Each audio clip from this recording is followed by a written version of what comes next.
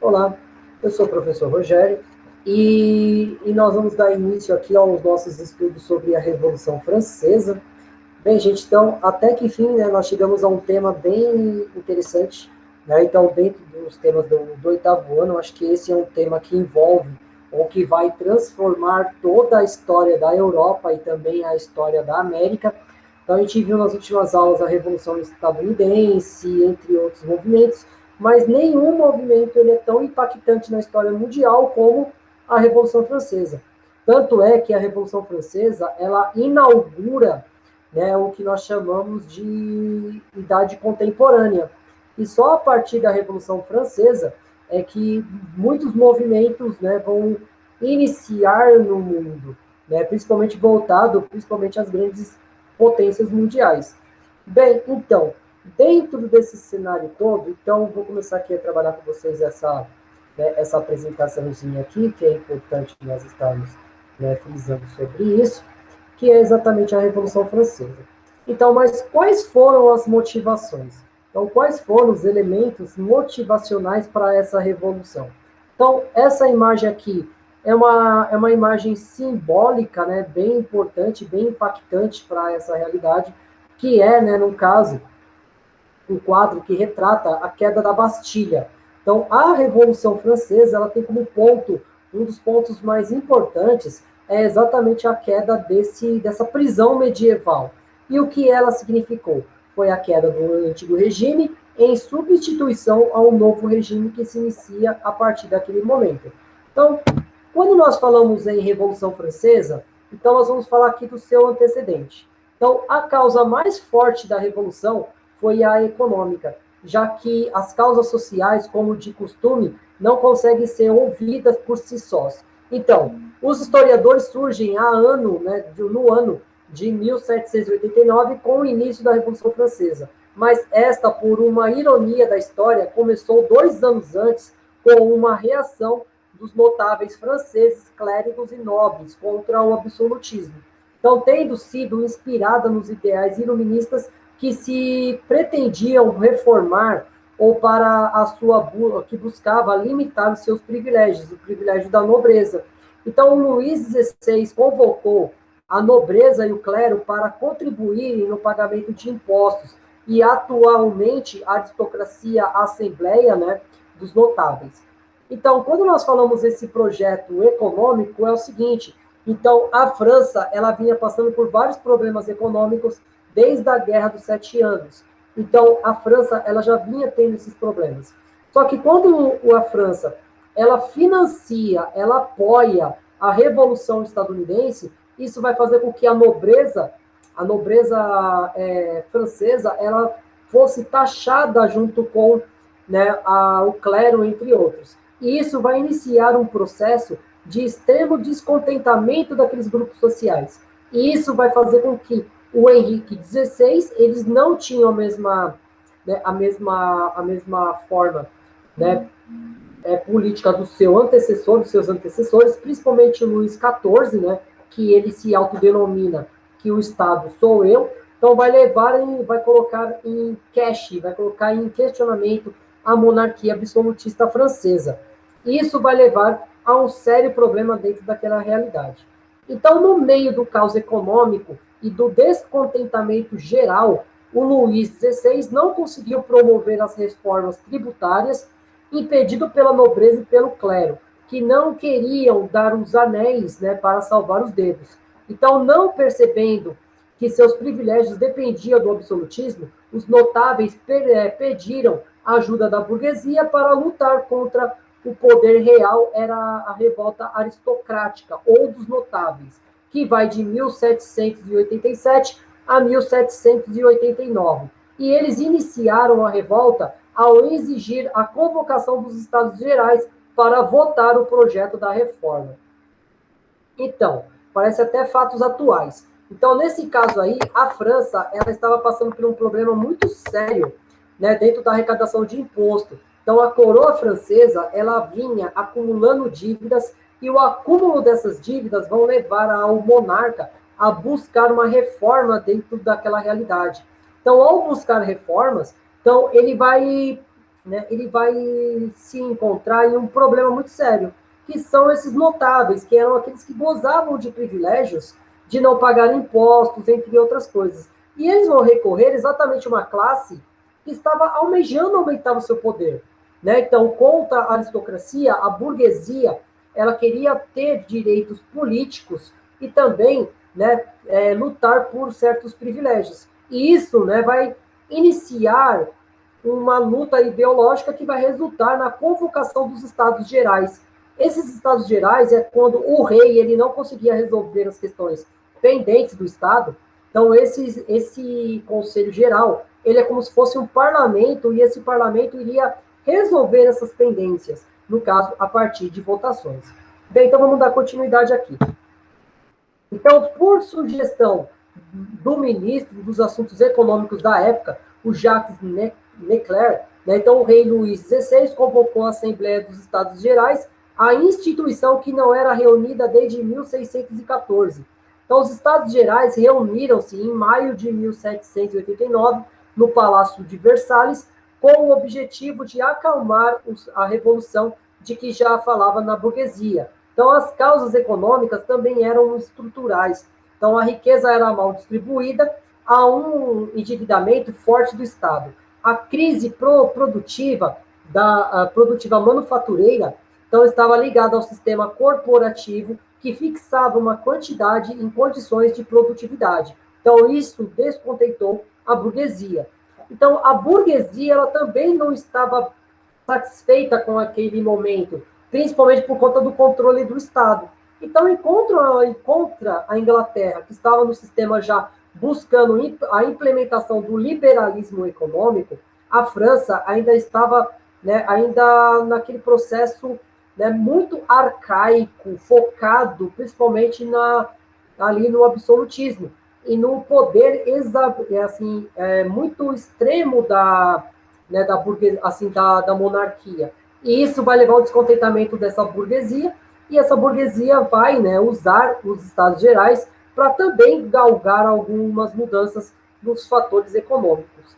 Então, um outro fator econômico que foi a crise agrícola, que ocorreu graças ao aumento populacional entre 1715 a 1789. E a população francesa cresceu consideravelmente entre 8 e 9 milhões de habitantes. Como a quantidade de alimento produzida era insuficiente e as geadas abatiam a produção alimentícia, o fantasma da fome pairou sobre os franceses. Então, durante esses anos também, houve um problema muito sério de mudanças climáticas na França. Tanto é que é nesse momento que nós podemos denominar como uma pequena era glacial. Então, os invernos eram muito mais rigorosos, os verões não eram tão chuvosos. Isso vai fazer com que a produção alimentícia caísse muito. E isso vai fazer com que a fome, que era algo já tinha sido combatido na França, volte a assombrar os franceses. E isso, de uma certa forma ou de outra, vai fazer com que os franceses, principalmente os mais pobres, se revoltem contra o sistema ali naquele momento. Então, nós vamos falar um pouquinho aqui dos estados, né, a Assembleia dos Estados Gerais, de 1789. Então, aqui já deixa bem claro como é que isso era organizado. Então, o rei, como ele não conseguiria, né, resolver sobre esse problema, ele vai convocar os notáveis. Então, todos os notáveis, todos os nobres, entre outros, que queriam organizar esse cenário dentro ali da França. Bem, então, a sociedade francesa da segunda metade do século XVIII possuía dois grupos muito privilegiados, no caso, o clero, o primeiro estado, composto pelo alto clero, que representava 0,5% da população francesa, era identificado com a nobreza, que negava reformas, e pelo baixo clero, identificado com o povo, que reclamava, e a nobreza e o segundo estado, composto pela camada palaciana, ou cortesã, que sobrevivia à custa do Estado.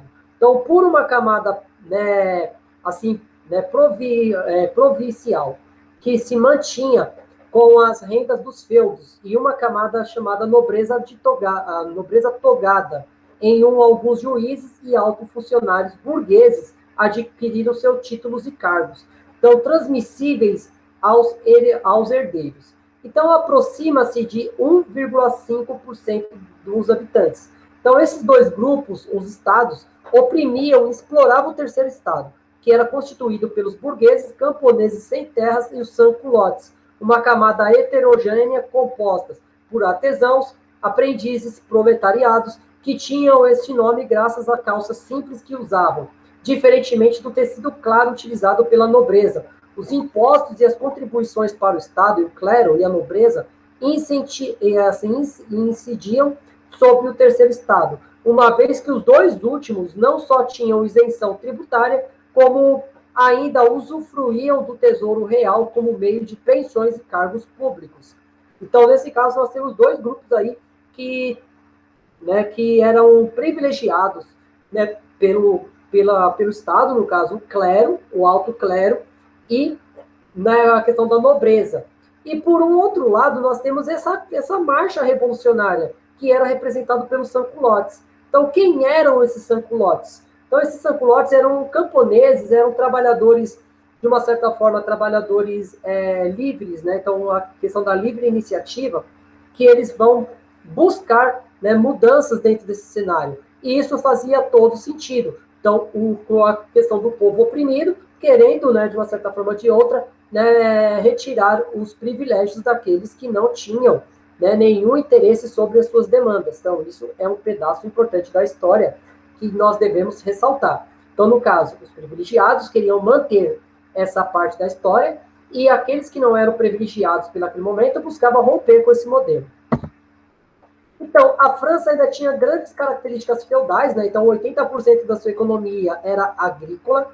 Quando uma grande escassez de alimento ocorreu, né, devido a ondas de frio na região, a população foi obrigada a mudar-se para a cidade. E lá nas fábricas era constantemente explorada e cada ano tornava-se mais miserável. Então, vivia à base de pão preto em casas de péssimas condições, sem saneamento básico e vulneráveis a muitas doenças. Então, a reavaliação das bases jurídicas do antigo regime foi montada à luz do pensamento iluminista, representado pelo Voltaire, pelo Diderot, pelo Montesquieu e o John Locke e o Emmanuel Kant. Então, eles forneceram o pensamento para criticar a estrutura política e social absolutista, e surgiram as ideias de uma maneira de conduzir a liberdade, então, a conduzir ao liberal, né, da burguesa, né, liberal, o liberalismo.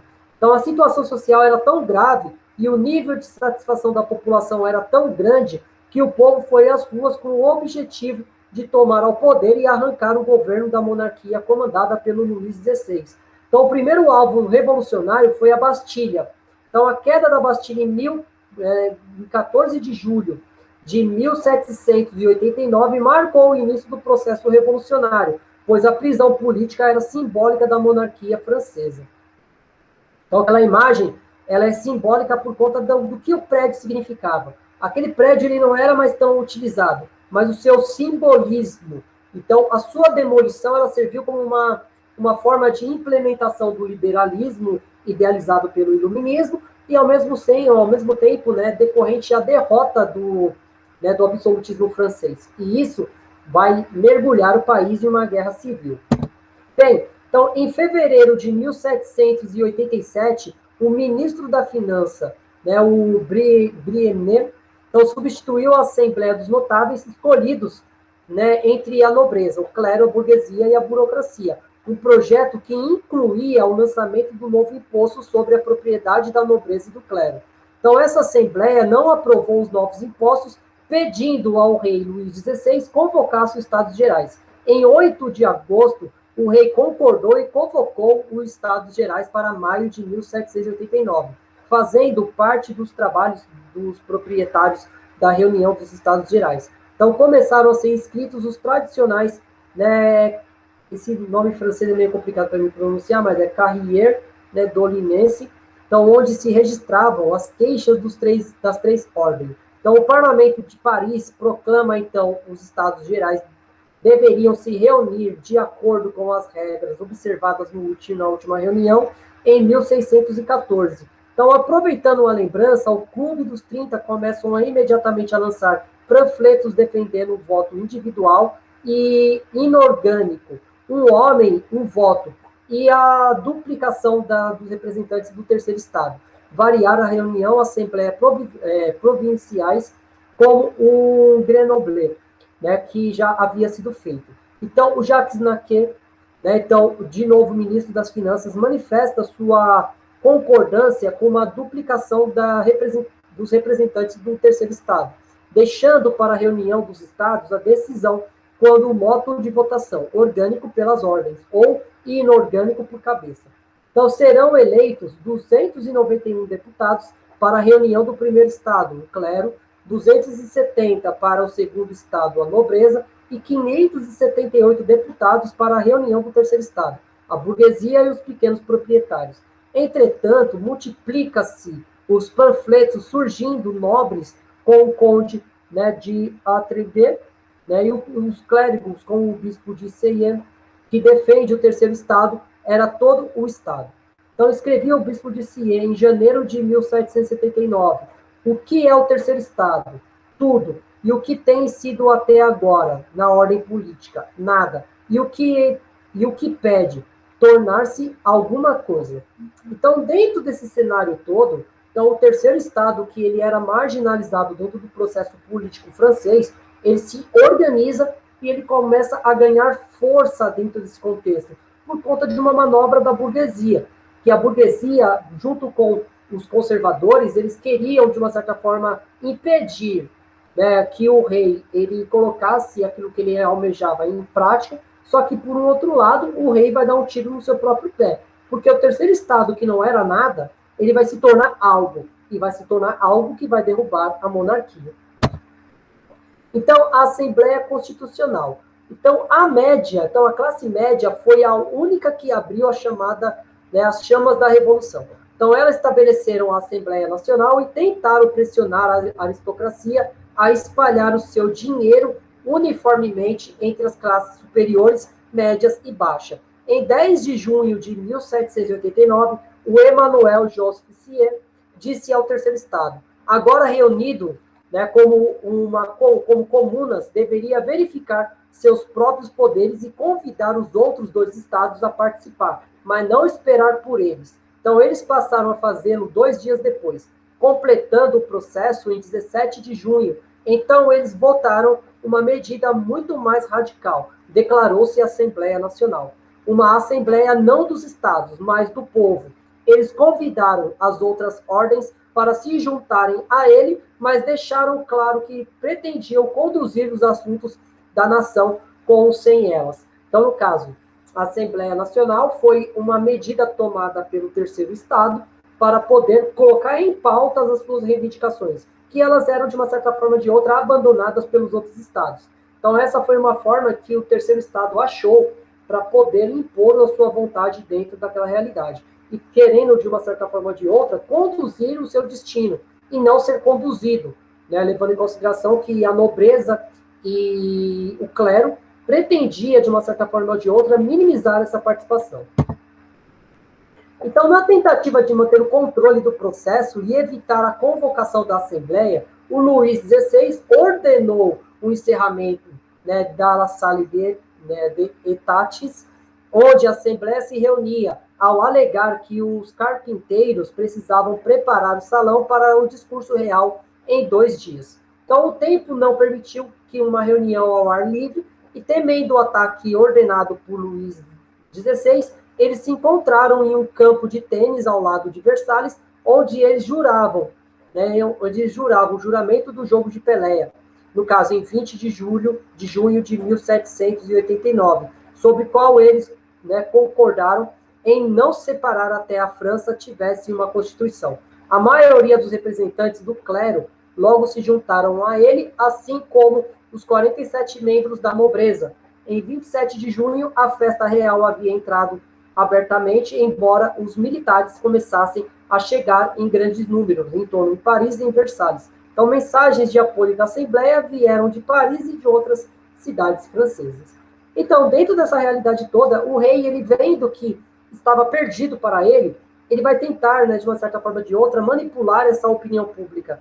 De uma certa forma, ele vai tentar desmobilizar o movimento Só que o movimento ele já estava muito forte, principalmente ganhando apoio do clero e também da nobreza. E também a questão da chegada dos militares vão criar um clima muito tenso dentro daquela realidade. E isso vai culminar na Revolução. Então, nós vamos falar um pouquinho aqui da monarquia constitucional. Então, a um certo momento, então, a tentativa de se impor a Constituição à realeza. Então, ao tentar impor a Constituição, eles vão tentar seguir o modelo que era feito na Inglaterra, que nós vamos, né, debulhar um pouquinho mais para baixo. Bem, então, após a Assembleia Nacional, o rei demitiu o ministro, né, das Finanças, no caso Leclerc, né, que conhecido por sua posição reformista. Em razão disso, a população de Paris se mobilizou e tomou as ruas e as cidades.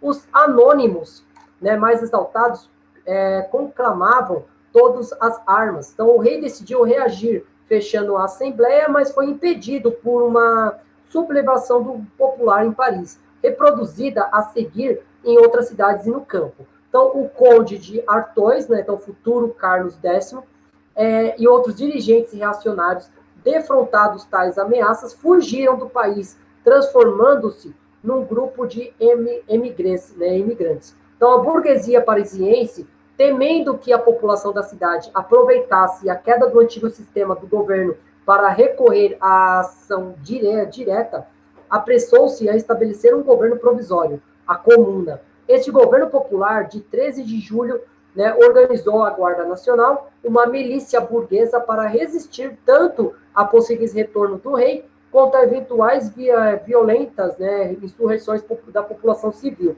cujo comando coube ao deputado da Assembleia e o herói da independência dos Estados Unidos, o Marie-Joseph Moutier, então, e o Marquês de La Fontaine. Então, a bandeira Bourbon foi substituída pelas três cores, né, no caso da bandeira tricolor, que é o vermelho, o azul e branco, que passou a ser a bandeira nacional. Em toda a França foram constituídas unidades da milícia do governo provisório.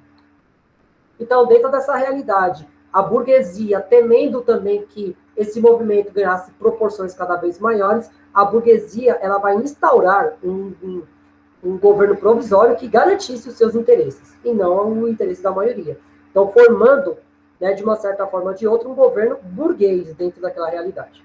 Bem, então, enquanto isso, os acontecimentos precipitaram-se e a agitação tomou conta das ruas. Em 13 de julho, constituíram-se milícias em Paris, organizações militares populares. Então, no dia 14 de julho, os populares armados invadiram o arsenal dos inválidos à procura de munição e, a seguida, invadiram a Bastilha, uma fortaleza que havia transformado em prisão política, mas que já não era terrível prisão de outros tempos. Então, dentro da prisão estavam apenas 7 condenados, 4 por roubo e 2 nobres, né, de comportamentos imorais. Então, e um por assassinato. Então, a intenção inicial dos rebeldes era tomar a Bastilha e era se apoderar da pólvora que ali estava armazenada. Então, caiu assim o símbolo do absolutismo. A queda da Bastilha, ele causou profundas emoções nas províncias e acelerou a queda, né, da intendentes, né, das organizações das novas municipalidades e da Guarda Nacional. Então, a queda da Bastilha tem esse cenário, né, bem perturbador. E assim, então, a partir de então, a revolução estendeu-se ao campo. Com a maior violência, os camponeses saquearam as propriedades feudais, invadiram e queimaram os castelos e os cartórios, para destruir os títulos de propriedade de terra. Então, face de grande medo. Então, temendo o radicalismo, na noite de 4 de agosto, a Assembleia Nacional Constituinte aprovou a abolição dos direitos feudais, gradualmente, mediante a amortização, além de as terras da igreja haverem sido confiscadas. Daí por diante, a igualdade jurídica seria a regra.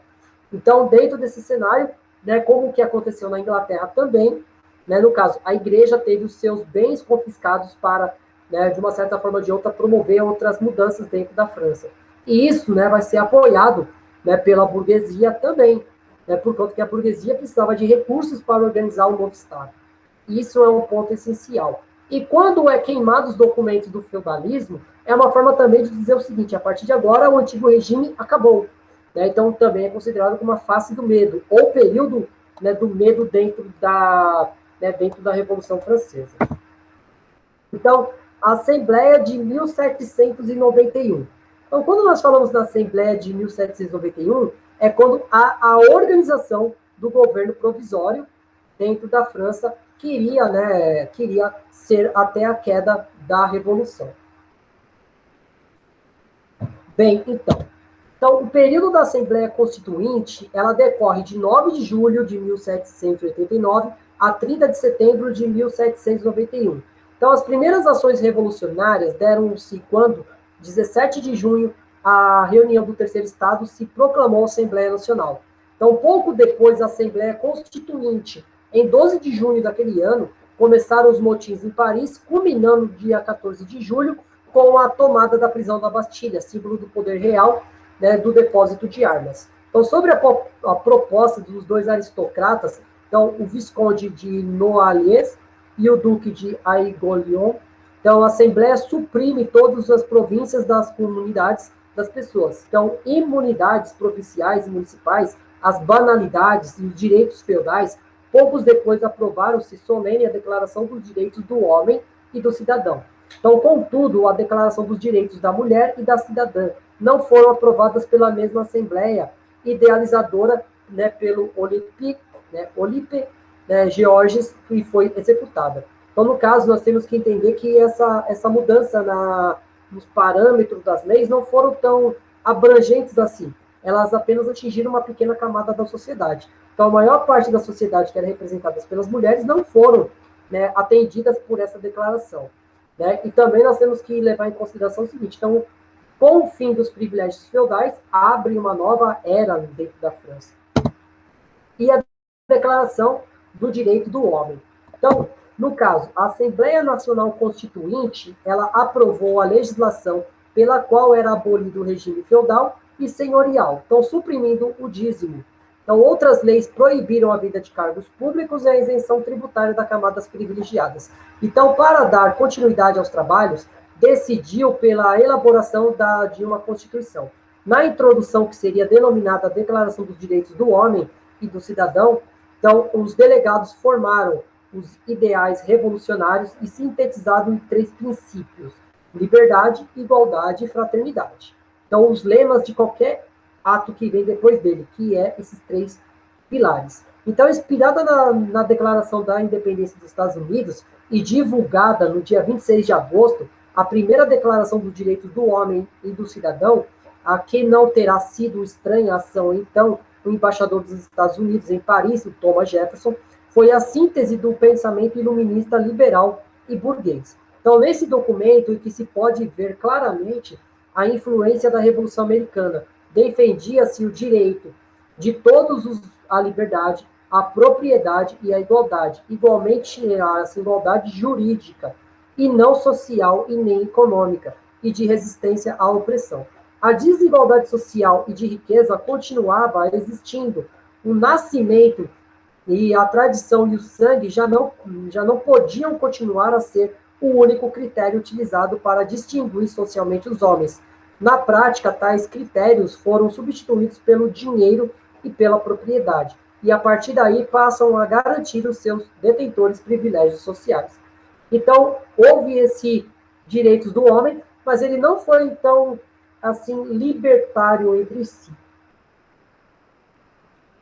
A única coisa que ele mudou foi exatamente as mudanças dos critérios, que antes eram dados a partir do nascimento. Então, a organização social, ela era uma organização estamental. A partir de agora, ela vai ser uma organização a partir das riquezas que aquelas pessoas produziam.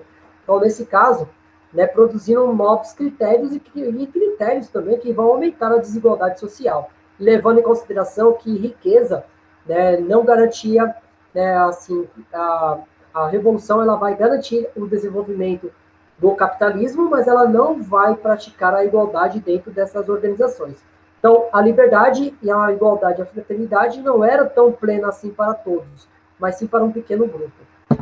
Então, pressionado pela opinião pública, o Luís XVI deixou Versalhes, estabelecendo-se no Palácio de Tuileries, né, em Paris, em outubro de 1789. Então, ali o monarca era mais acessível à massa parisiense, então fervilhavam os clubes, a imprensa tinha papel cada vez maior nos acontecimentos políticos. E Jean Paul Marat e o Hebert, né, escreviam artigos incendiários à nobreza conservadora e ao alto clero abandonaram a França. Então, fugindo-se para países ainda absolutistas, onde conspiravam contra a Revolução. Então, numa reação contra os privilégios do clero e buscando, né, recursos para sanar os déficits públicos, o governo desapropriou os bens da igreja, colocando em venda como produto. Então, emitiu bônus do tesouro, os assignats, né, que valeram como papel moeda, logo, né, despreciados, né. Então, as propriedades da igreja passaram majoritariamente às mãos da burguesia, restando aos camponeses as propriedades menores, que puderam ser adquiridas mediante, né, facilitações. Então, nós temos todo esse cenário, né, de mudanças e, principalmente, o terror daqueles países absolutistas ao redor. E, principalmente, o ato de você desapropriar a igreja, tirando a igreja como centro, como uma parte centralizadora do poder, vai fazer com que o movimento seja combatido pelas coroas absolutistas ao redor, que temiam que essa onda chegasse também à sua porta. Então, isso vai fazer com que a revolução fosse combatida pelos países ainda absolutistas. E em agosto de 1790, foi votada a Constituição Civil do Clero, então separando a igreja do Estado, transformando os clérigos em assalariados do governo, e quem devia a obediência. Então, determinava também que os bispos, os padres de paróquia seriam eleitos para todos os eleitores, então, independentemente da sua filiação religiosa. Então, o Papa, ele se opôs a isso, e o clérigo, né, deveriam jurar a nova Constituição. O que fizeram ficar conhecido como juramentados. Né? Então, o que recusavam passaram a ser clamados como refragitários. Então, engrossaram o campo da contra-revolução. Então, procurando frear o movimento popular, a Assembleia Nacional Constituinte. Então, pela lei de Le Chapelier, proibiu associações de conciliação profissionais, sindicatos, sob pena de morte. Então, dentro dessa realidade, né, a revolução que vai combater, né, que de uma certa forma ou de outra vai buscar limitar o poder da igreja dentro do Estado, vai também começar a combater as organizações proletariadas e os sindicatos. E isso vai fazer com que o movimento perca um pouco da sua legitimidade. Então, o Palácio Real conspirava-se abertamente, o rei, a rainha e seus conselheiros, os embaixadores da Áustria e da Prússia, eram os principais nomes de tal conspiração.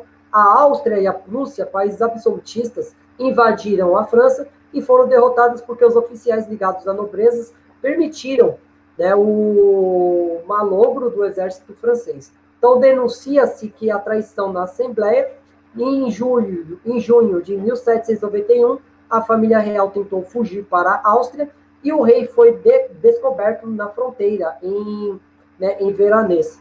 Então, obrigado a voltar, a Assembleia Nacional, contudo, acabou em absorver Luís XVI, mantendo a monarquia. Então, para justificar essa decisão, alegou que o rei, ao invés de fugir, foi sequestrado. A Guarda Nacional, comandada pela Lafayette, né, então reprimiu violentamente a multidão que queria a deposição do rei. Então, nós temos todos esses jogos de interesses dentro desse momento, principalmente voltado aos reinos ao redor, no caso, a Áustria e a Prússia, temendo que essas medidas se espalhassem como pólvora para os seus países, vai tentar, de uma certa forma ou de outra, né, acabar com a Revolução. Fato que não aconteceu, eles foram derrotados, mas mesmo assim não impediu que eles, né, tentassem novamente. Então, Luís XVI ele tenta fugir, mas ele é capturado na fronteira do país. Isso vai fazer com que ele voltasse para Paris, né, ele teve uma desculpa de ter sido sequestrado, mas isso não vai acalmar a multidão, que vai pedir a sua deposição.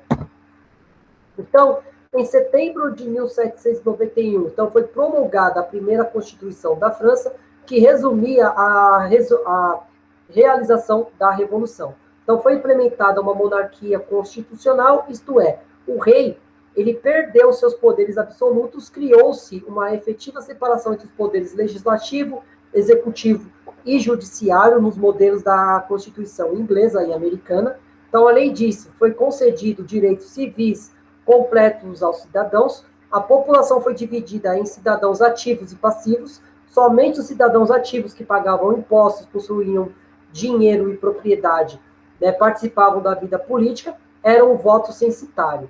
Então, os passivos eram não votantes, como mulheres, trabalhadores desempregados, entre outros.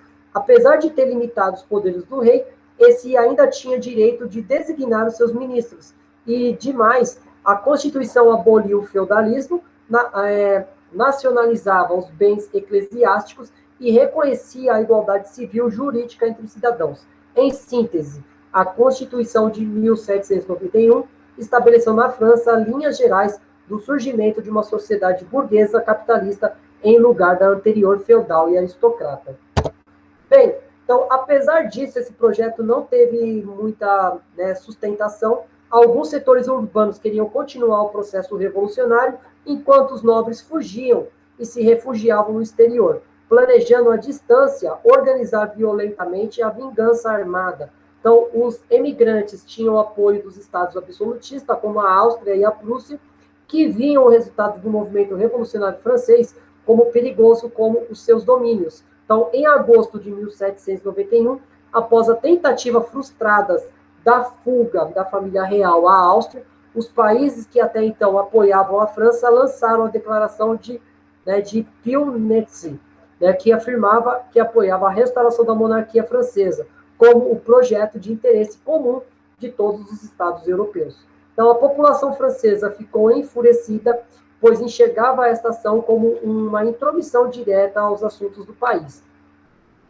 Então, no caso, a contra-revolução vai ficando cada vez mais organizada e principalmente ganhando apoio de países mais poderosos, como a França, como a Inglaterra, entre outros países que temiam que esse movimento chegasse até eles. E a queda da monarquia, que é um dos pontos que vão culminar a revolução em si, que vai ganhar esse apelo cada vez mais forte. Então, os imigrantes buscavam apoio externo para restaurar o Estado absolutista, nas vizinhas potências absolutistas apoiavam esse movimento, pois temiam a irradiação dos ideais revolucionários franceses aos seus países. Os imigrados, a monarquia absolutista, formaram alianças destinadas a restaurar na França os poderes absolutos de Luís XVI, alegando a necessidade de restaurar a dignidade real da França. E a declaração de Pionetze, em 1791, esses países ameaçaram a França a uma intervenção. Então, começa a se organizar cada vez mais esse movimento contra-revolucionário. Então, em 1792, a Assembleia Legislativa aprovou uma declaração de guerra contra a Áustria, e é interessante salientar que a burguesia e a aristocracia queriam a guerra por motivos diferentes. Enquanto a burguesia, a guerra seria breve e vitoriosa para o rei e para a aristocracia, seria a esperança do retorno do velho regime. Então, palavras de Luís XVI: em lugar de uma guerra civil, esta será uma guerra política. A rainha Maria Antonieta, os imbecis, referindo-se à burguesia, não veem que nos servem. Então, portanto, o rei e a aristocracia não valeriam, em trair a França revolucionária diante da aproximação do exército dos coligados estrangeiros, formando-se a toda a França batalhões de voluntários. Então, o Luís XVI e Maria Antonieta foram presos e acusados de traição por colaborarem para os invasores.